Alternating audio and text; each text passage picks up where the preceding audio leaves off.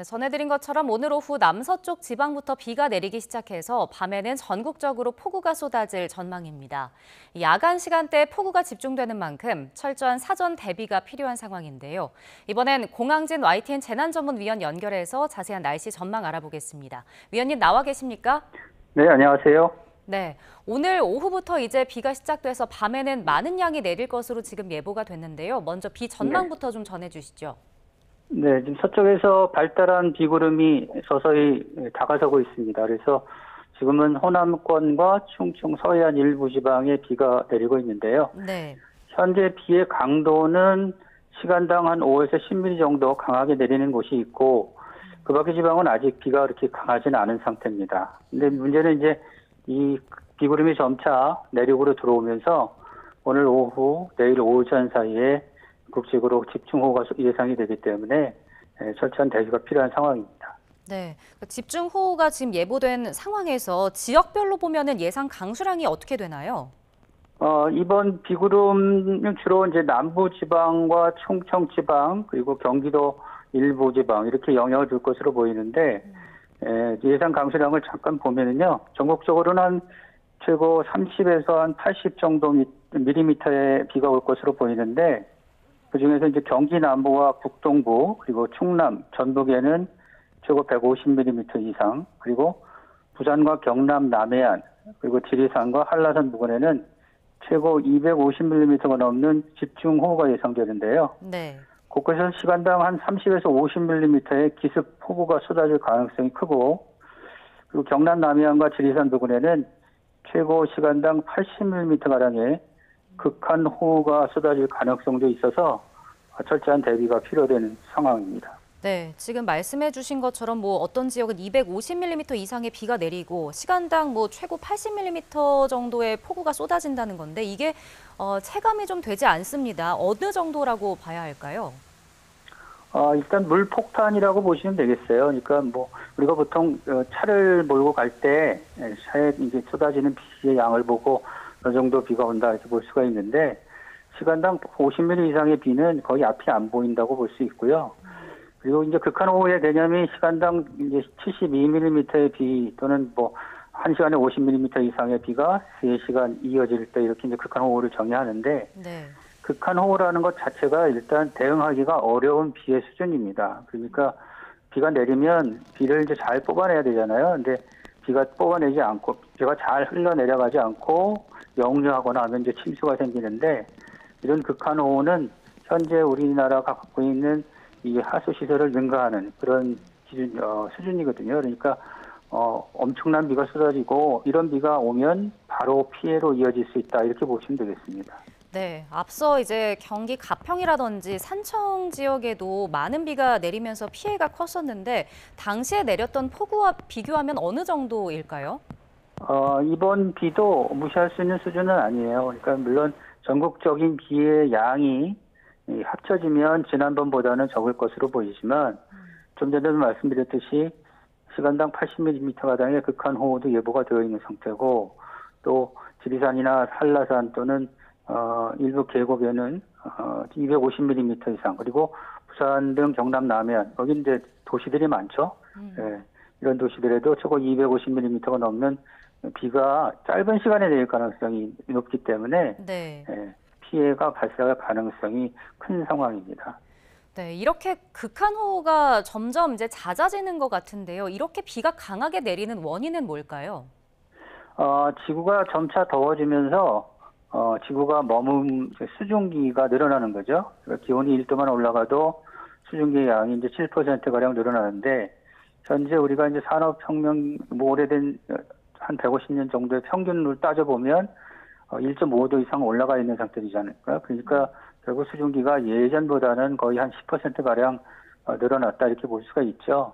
그러니까 평소에 뭐 100mm 비는 뭐 120, 130mm 이렇게 더 올 가능성이 커지는 거니까 그만큼 비가 많이 내릴 수 있는 가능성이 높아졌다 이렇게 볼 수가 있겠고, 이 가장 기본적인 원인은 지구가 더워지는 상황이라고 볼 수가 있겠습니다. 네. 이번에도 밤에 좀 폭우가 쏟아지면서 취약 시간대 호우가 집중이 되는 건데 어떤 점을 대비해야 할까요? 그렇죠. 이번 비도 밤에 쏟아질 가능성이 매우 높습니다. 밤이 되면 수증기의 길이 열리는데 이제 수증기의 길에 들어오는 수증기를 낮보다는 밤이 더 많이 허용하거든요. 그러니까 밤에는 수증기가 원활하게 공급이 되는데 이제 하층 게트라고 해서 아주 한 1,500m 정도 되는 높이에서 수증기가 몰려오고 이 몰려오는 수증기가 밤에 집중되면 피해가 커지는 것이고요.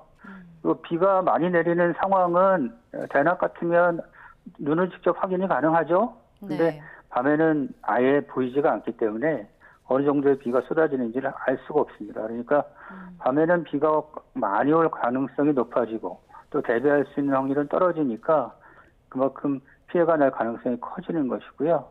이제 조심해야 될 상황은 조금 전에 말씀드렸듯이 이런 상황, 국제적인 상황을 금방 확인할 수 있는 방법이 많지가 않습니다. 네. 그리고 이게 쏟아지는 지역이 넓은 지역이 아니라 좁은 지역에 쏟아지기 때문에 대응하기도 더 어렵거든요. 그러니까 일단 자기가 속해 있는 지역 사회, 지자체에서 준비하는 뭐 대비 방법이라든지 이런 것을 숙지를 하시고 그리고 안내에 따라주시는 것이 가장 좋을 것 같습니다. 네. 이렇게 집중적으로 비가 좀 쏟아지게 되면 가장 우려스러운 게 산사태를 꼽을 수 있을 것 같은데요. 지난 그 산불로도 피해를 입은 지역은 이제 지반이 약해진 상태라 더 걱정이 큰 건데, 이렇게 극한 폭우가 내릴 때 더 산사태 위험성이 커지는 건가요? 일단 이제 지난 7월 중순이죠. 많은 비가 내리면서 이제 땅 속으로 많은 물기가 이제 들어가 있는 상태죠. 그러니까 길이 이제 흙이 좀 푸석푸석해졌다고 할까요? 그래서 조금의 비가 내려도 이제 이 비가 그 땅이 지탱을 못하고 밀려 내려갈 가능성이 높습니다. 그러니까 물길을 따라서 많은 흙이 떠내려갈 가능성이 높고 이래서 산사태의 위험은 커지는 것인데요. 그래서 네. 7월 초에 있는 집중호우 때도 물론 위험하지만 이렇게 8월에 내리는 집중호우 때는 그 위험도가 높아진다고 볼 수가 있습니다. 그래서 전체적인 비의 양은 지난번에는 산청 같은 경우는 800mm 이상의 비가 왔는데 이번에는 그 정도의 비는 아니지만 그 강하게 내리는 강도는 지난번과 못지 않을 것으로 보이기 때문에 그만큼 산사태의 가능성이 커진다고 볼 수가 있겠습니다. 네. 산사태가 이제 만약에 발생한 경우라면 혹은 발생하기 직전이라면 이제 대처를 하고 대비를 하는 게 중요할 텐데요. 어떻게 좀 해야 할까요? 일단은 우리나라에 이제 산사태 위험 지도가 그려져 있는 것으로 알고 있는데요. 그래서 자기가 속해 있는 곳이 산사태 위험 지역인지 아닌지 이런 것들을 확인하는 것이 중요하겠고요. 그리고 산사태가 나면 어떻게 대비를 하는지 이런 대비 방법도 미리 확인을 하시는 것이 좋겠습니다. 그리고 요즘에는 산에 난개발이라고 할까요? 이렇게 이제 집을 지어서는 안 되는 곳 이런 곳에 무분별하게 집을 짓는 경우, 시설물을 세우는 경우 이런 것들이 늘어나고 있잖아요. 그래서 네. 비단 산사태 위험 지역이 아니더라도 이런 것들 때문에 그 산사태 발생 가능성이 늘어나는 경우도 있기 때문에 이런 경우, 그러니까 자기 주변에 물길이나 또는 산의 어떤 위치라든지 이런 것들은 사전에 미리 좀 확인을 하시는 것이 좋겠습니다. 네. 산뿐만 아니라 계곡이라든지 야영장, 해안가 등에서 이제 갑작스럽게 폭우를 만날 때도 있을 것 같은데 이때는 어떻게 좀 대처를 해야 할까요?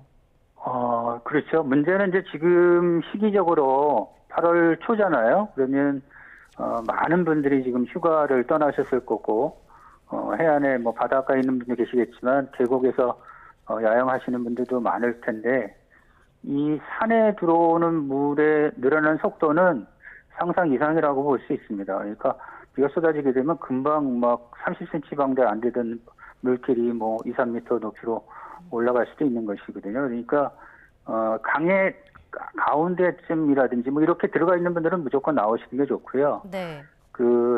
계곡 변에, 그러니까 계곡 가장자리에 텐트를 치거나 하는 분들도 이동하시는 게 좋을 것 같아요. 그래서 특히 지금 아까도 얘기했듯이 지리산과 한라산보다는 지리산에 이제 야영하는 분들이 많을 텐데 지리산 부근에는 시간당 80mm의 극한 호우도 있고 또 최고 250mm가 넘는 집중호우가 예상되기 때문에 이런 비에 대한 대비를 지금부터 하시는 것이 좋을 것 같습니다. 네. 그리고 이제 지난 폭우에도 이제 차를 타고 대피하다가 사고가 난 경우도 있었는데 이렇게 차를 몰고 나갔다가 폭우에 차가 고립된다면 어떻게 행동을 해야 할까요? 일단 차가 갈 수 있는 수준인지를 먼저 확인을 해야 되겠죠. 근데 워낙 물이 급하게 몰려오니까 물길을 보면 물이 이렇게 좀 움푹 파여지는 곳, 물이 모이는 곳 있잖아요. 이런 네. 곳은 가능하면 안 가시는 게 좋을 것 같고요. 그리고 자기가 피할 수 없는 상황이 되기 전에 미리 그 지역을 벗어나는 것이 좋을 것 같습니다. 그래서 일정 부분 차에 물이 차면 차에 이제 시동이 꺼지고 움직일 수가 없기 때문에 그런 점에서 이 정도는 내가 지나갈 수 있겠다라고 섣불리 판단하지 마시고요. 미리 뭐 사전에 관련 단체 문의를 한다든지 지금 내가 가는 길이 어떻게 요인이 어디 있는지 이런 것들을 확인하시는 것이 좋을 것 같습니다. 네. 밤사이 많은 비가 예보된 만큼 철저하게 대비를 좀 해주셔야겠습니다. 지금까지 공항진 YTN 재난전문위원과 함께했습니다. 위원님 오늘 말씀 고맙습니다. 네, 감사합니다.